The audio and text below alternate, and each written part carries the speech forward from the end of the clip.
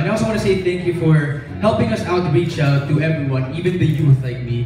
I think it is very important to address the youth because whatever they will learn now, they will be able to use as tools in the future when they start earning their own money and supporting themselves. In fact, there are more and more youth starting their own online businesses, small businesses and stuff, and even investing at a young age. So I think it is the best time to really enlighten them now because they will learn and they will use their experiences and they will be more prepared. And I can say that I'm really lucky that I have my dad to guide me through this. One of the things that he really emphasizes is the importance of hard work and commitment. And everything doesn't come easy, So, we just have to really be prepared.